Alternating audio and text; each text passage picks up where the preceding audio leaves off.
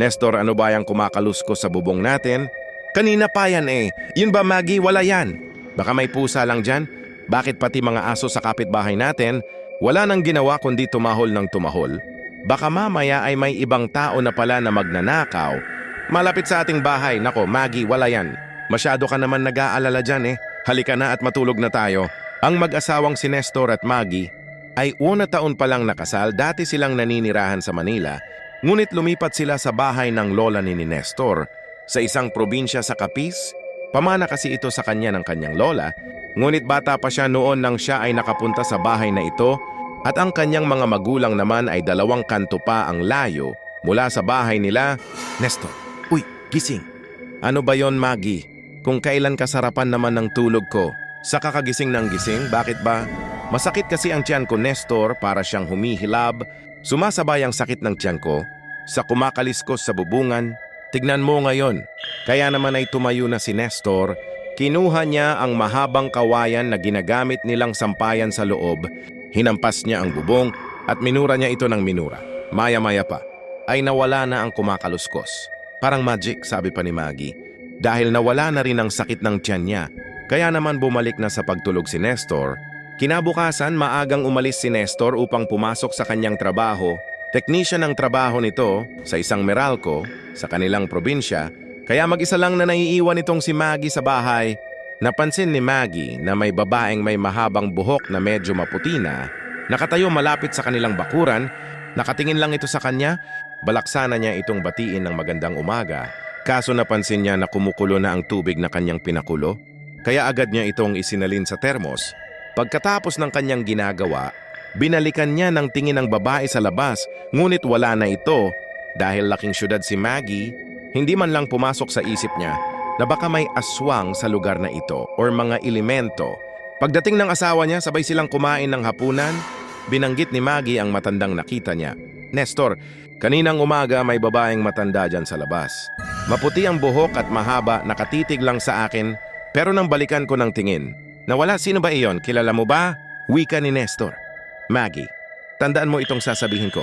Sino man ang makita mo dito na hindi mo kilala, huwag mong papasukin, huwag mong kakausapin. Naiintindihan mo ba? Mas maganda na yung nag-iingat tayo, iba na ang panahon ngayon. Tumango si Maggie, ngunit may mga tanong sa isip niya kung bakit, pero mas pinili niyang manahimik. Tahimik ang kanilang lugar. Ramdam ni Maggie ang kapayapaan dito. Kaya ano pang maaring maging nakakatakot sa lugar na ito? Layo-layo man ang kapitbahay dito, mababait naman sila. Isang umaga, bumili si Maggie sa tindahan. Sabi ng mga babaeng tsismosa, "Ilang buwan na ang tiyan mo, Maggie? Medyo halata na yan, mag-iingat ka, gustong-gusto yan ng aswang." Ano pong aswang? Naniniwala pa ba kayo sa aswang? Hindi naman po totoo iyon. Mga haka-haka lang po iyon at isang kwento, wika ko. Sagot pa ng isa, ang pinakamatandang babae sa baryo na nakaupo sa wheelchair hindi man ito nakakakita na. Ngunit malakas pa rin ang kanyang pakiramdam. Ineng, ako ang pinakamatandang tao dito sa ating pook. At noong kabataan ko, marami akong nasaksihan na pangyayari. Tungkol sa mga aswang, bagamat sila ay mga namatay na dahil sa malaking digmaan dito sa amin. Ngunit naniniwala kami na hindi lahat ay namatay na. May nakaligtas noon na isang dalaga na naganyong kalapati simula noon. Naging tahimik ang aming puk at sa paglipas ng ilang dekada, siya ay nagbalik, naniningil, at nagkinakain niya ay mga sanggol gaya ng nasa tiyan mo. Kaya nga maraming kababaihan dito na takot magbuntis. Lalo ngayon mag-uundas kaya maraming kababalaghan na naman. Kaya kung ako sa'yo, Ineng, huwag ka dito manatili. Bumaba ka sa bayan at doon mas maraming tao, takot doon ang aswang. Totoo ba yung mga sinasabi niyo, Lola, wika ni Maggie? At binalutan siya ng malaking takot. Nang siya ay umuwi ng bahay, balisang-balisa siya at parang nanakit ang kanyang tiyan. Napatingin siya sa bintana at nasilayan niyang muli ang matanda na may mahabang kulay puti na buhok. Nakatingin lang ito sa kanya at unti-unting sumasakit ang kanyang tiyan. Kaya agad siyang bumalik sa kanilang kwarto upang magpahinga. Lumipas ang oras na hindi na namalayan ni Maggie. Dumating na ang kanyang asawa. Takot na nagkwento si Maggie kay Nestor. Umuwi na lang tayo sa Manila, Nestor. Doon na lang muna tayo hanggang sa makapanganak ako. Pag malaki na ang anak natin, saka na lang tayo bumalik dito. Sobra akong natatakot para sa anak natin. Ikaw naman, Maggie, naniniwala ka ba sa aswang? Alam mo naman mga haka-haka na lang nila iyon? Oo, may kwento sa lugar na ito na dati ay may isang pamilya dito na puro aswang, ngunit hindi sila kumakain ng tao.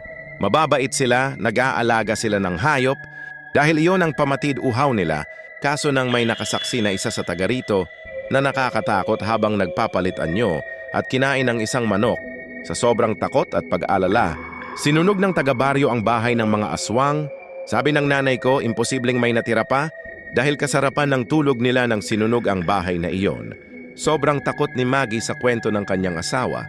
Nagtayuan ang kanyang mga balahibo dahil ang akala niya ay isang kwento lamang ang tungkol sa aswang. Saan ang dati nilang bahay? Tanong ulit ni Maggie, itinuro naman ni Nestor kung saan bahagi ang dati nilang bahay. Mula sa kanilang bintana, halos isang kanto lang ang layo. Doon na, puro palaya na ang lahat. Kaya wala na raw akong dapat ikatakot. Sinabi ng asawa ni Maggie, dito sa bahay patitirahin ang kapatid niyang bunso upang may kasama ako. Maya-maya pa, dumating ang pamilya ni Nestor. May mga dalang prutas at lutong ulam. Habang sabay-sabay silang kumakain, ay napagkwentuhan nila ang tungkol sa aswang. Sabi ng kanyang biyanan, matagal nang walang nagpaparamdam na aswang sa kanilang baryo. Simula noong wala nang mag-anak pa dito, dahil ang huling pinagbuntis dito ay kinain ng aswang. Sobra akong natakot at kinabahan. Kaya tumira na sa bahay nila ang kapatid na bunso ni Nestor. Nag-aaral pa ito ng high school, pero 4 p.m. ay nasa bahay na ito. Kaya may kasama si Maggie pagpagabi na. Dahil minsan late na nauwi ang kanyang asawa, isang umaga nakita niya na nakahiga ang matandang may mahabang buhok. Sa harapan nila, agad niya itong nilapitan at kinausap, "Lola, bangon po, nagugutom po ba kayo? Gusto niyo bang kumain? Halika po kayo, pumasok muna kayo." Bumangon ang matanda at pumasok sa kanilang bahay. Pinakain ito ni Maggie. Maya-maya pa ay nagpasalamat ang matanda. "Maraming salamat ineng, napakabuti mo, hindi tulad ng iba dyan. Ilang buwan na ba yung tiyan mo? Pahawak nga." Lumapit si Maggie at sinabi niya na, 5 buwan na po ang tiyan ko, Lola. "Sige po, hawakan nyo." At paghawak ni Lola, biglang sumakit ang tiyan ni Maggie. Sobrang sakit na parang gusto nang lumabas ang nasa tiyan niya. At bigla naman may taong sumisigaw sa labas ng tao po. O isang malapit na kapitbahay. Tinatawag si Maggie nang tumingin si Maggie sa bukas na pinto. Sabay pasok na ng kanyang kapitbahay. May dala itong mga gulay at prutas. Pagtingin ni Maggie sa matanda, wala na ito, hinanap niya ang matanda, pero wala talaga. Tinanong niya ang kapitbahay niya kung nakita niya ang matandang bisita niya, pero wala daw itong nakita. Kinabahan si Maggie, sobrang natakot. Kinuwenti ni Maggie ang lahat at sa sobrang takot ng kanyang kapitbahay, agad na itong umalis. Nawala na rin ang sakit ng kanyang tiyan. Kinuwento rin niya sa kanyang asawa ang nangyari. Kaya sabi ng asawa niya, paglipas ng undas, uwi muna sila sa Manila sa magulang ni Maggie, kaya huwag na raw akong mag-alala pa. October 30th at walang pasok si Bunso sa school, kaya nagpasama si Maggie na mamili sa palengke. Bumili sila ng maraming asin, maraming bawang. Pag uwi nila sa bahay, lahat ng bintana ay nilagyan nila ng palawit na bawang. Sinabuyan din nila ng asin ang bubong nila. At ang palibot sa labas at loob ng bahay, habang ginagawa ito ni Maggie, nakita niya sa medyo malayo ang matanda, nakatingin ng matalim sa kanya, pero hindi nagpakita ng takot si Maggie. Kinuha niya ang gulok at ipinakita sa matanda na matapang siya, kaya agad na umalis ang matanda. Sumapit ang undas, habang natutulog si Maggie at asawa nito, ay tumindi ang sakit ng kanyang tiyan, kaya ginising niya ang asawa niya. Pinainom ng tubig si Maggie, at maya-maya pa ay mas tumindi ang sakit at may dugo na lumalabas, kaya nag-alala na si Nestor. Agad siyang lumabas at ginising ang kapitbahay na may tricycle. Kailangan madala si Maggie sa ospital.